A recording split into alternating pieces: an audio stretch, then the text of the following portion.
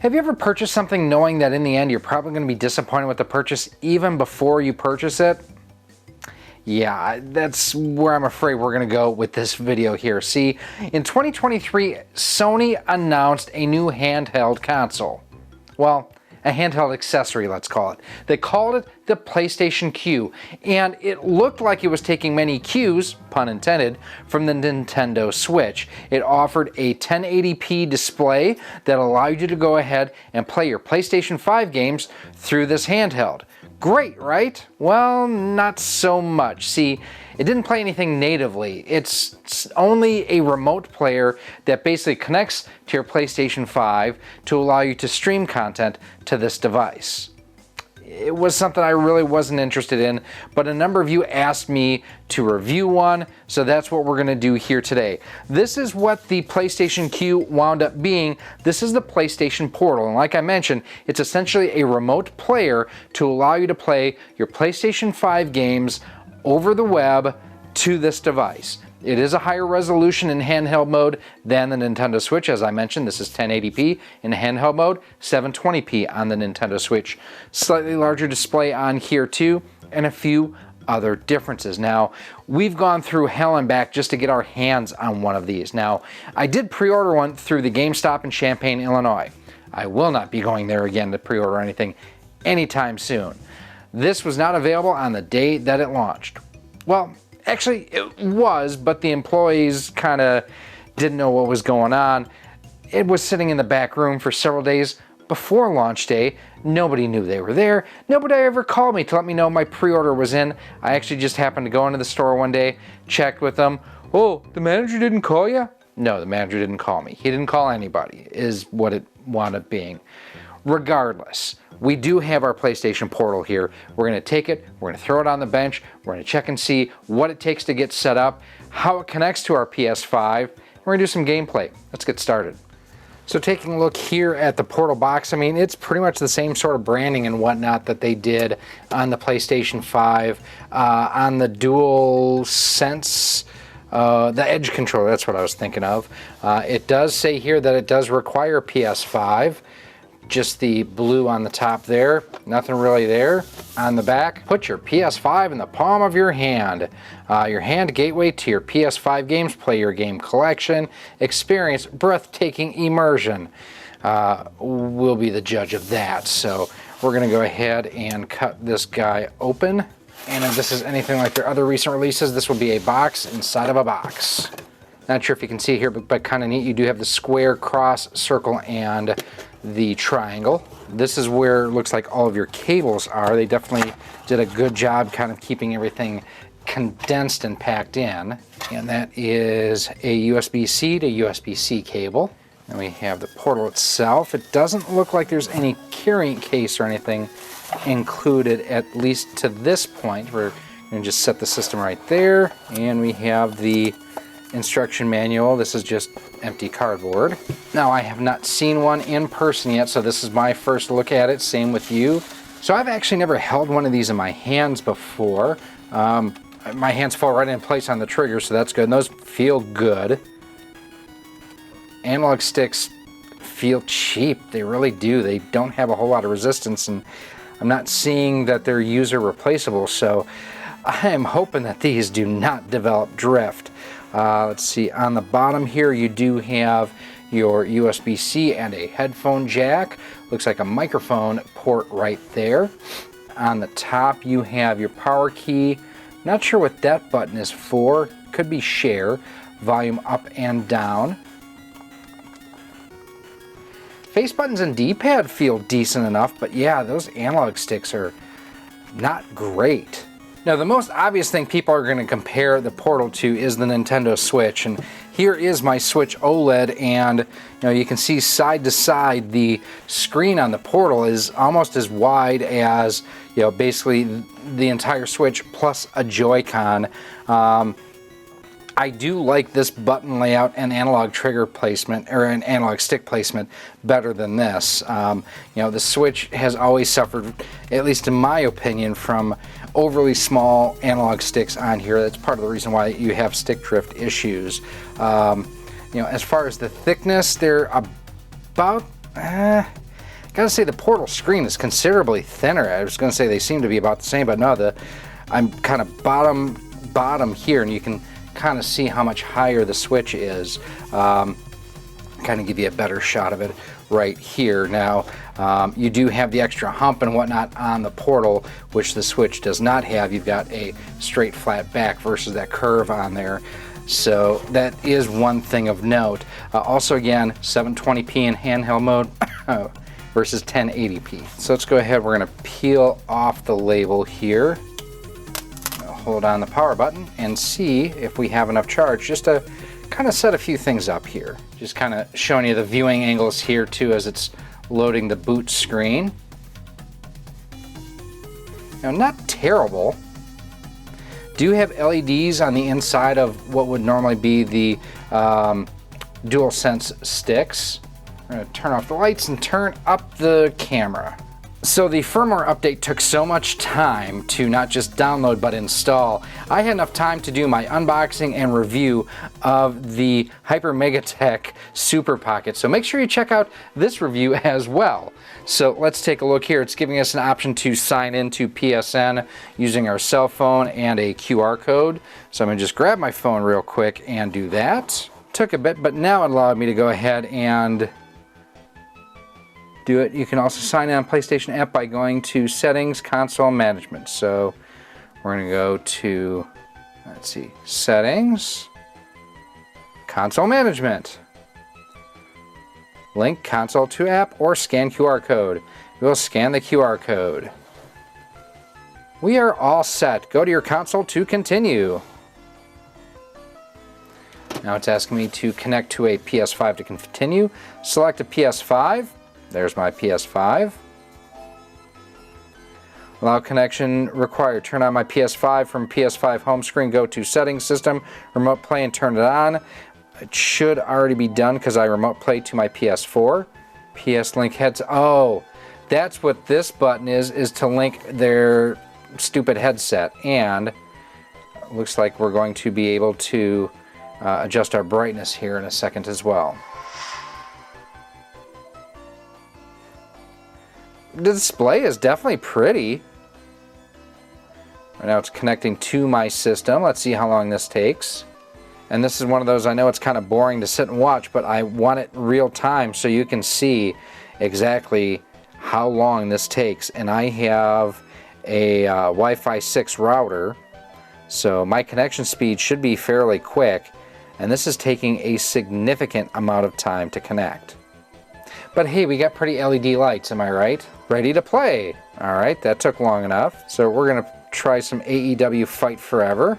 Unless this is a touchpad here, doesn't have a way. Oh, you can just touch the screen, that's right. So we're gonna do a one-on-one normal match.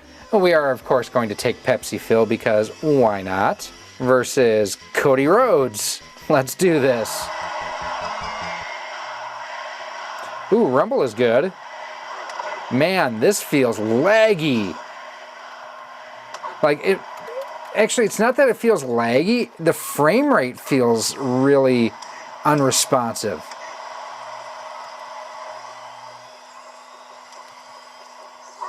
Nice. See, here's the thing, Cody. You're not the best in the world. Yeah, I would say that this is definitely suffering from some frame rate issues. The display is beautiful, I'll say that. It just, the responsiveness isn't where it should be. And it's not even that it's got lag or latency or anything along those lines. It's the fact that it definitely feels just like the frame rate isn't where it should be.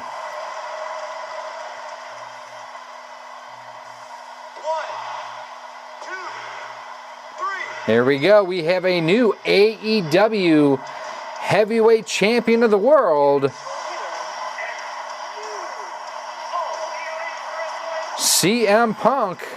So there's that. Now, one of the things is I recently unsubscribed to PlayStation Online. I want to see, can I access? Yes, it'll let me do Spider-Man. Cool. Definitely one of those where it feels worse than it looks.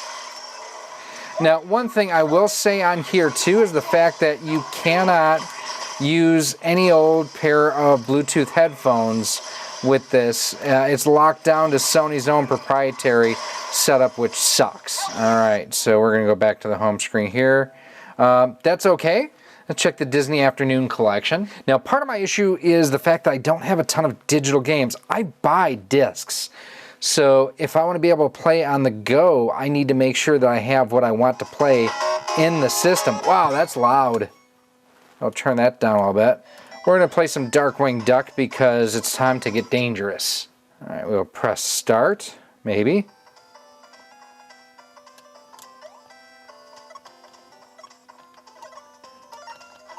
Again, this looks decent, I think.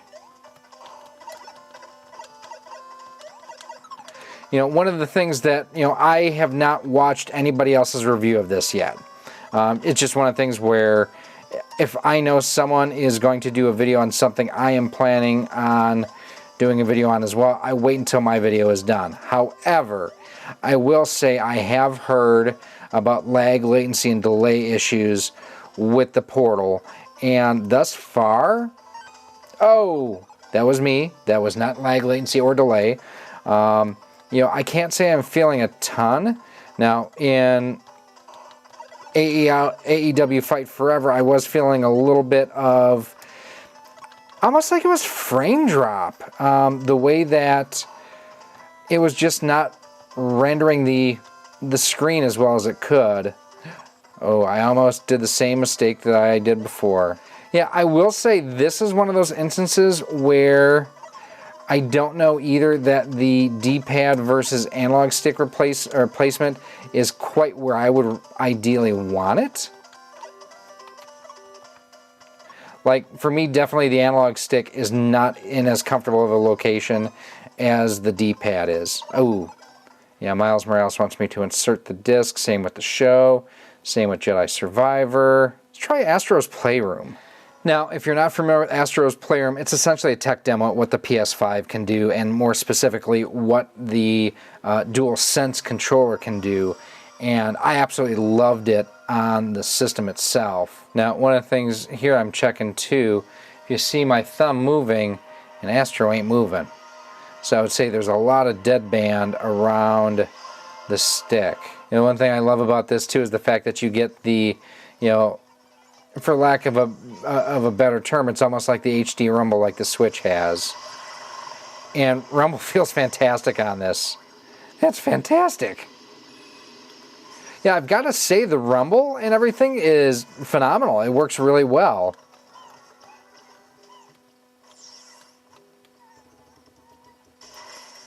That's so cool.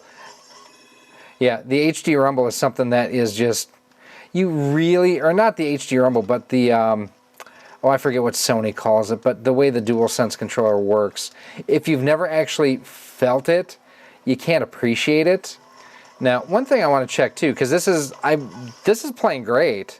I know Chris over at Game Dad was really disappointed and frustrated with the overall performance. Not as bad to me. Oh, so this I have to actually... Alright, so how do I do this? There we go. Oh, so there's... Alright, so here's how... Yeah, now I'm getting the haptic feedback on the triggers.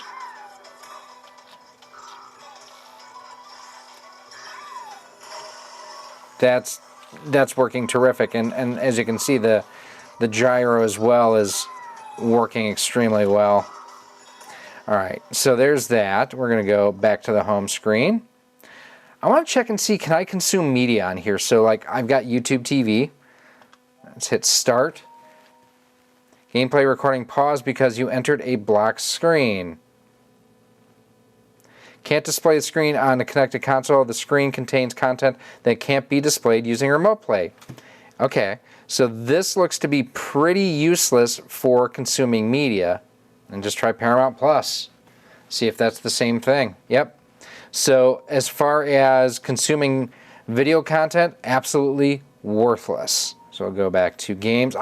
Yeah, I mean, I understand all that it's doing. It's mirroring your PS5 on here. You know what we're going to do? I'm actually going to throw the disc for Gran Turismo 7 in, and we're going to test that out real quick because I want to see how well a disc-based game plays on this. So again, this is one of the games that I'm running off the disc drive itself. So, whoa, a little deep.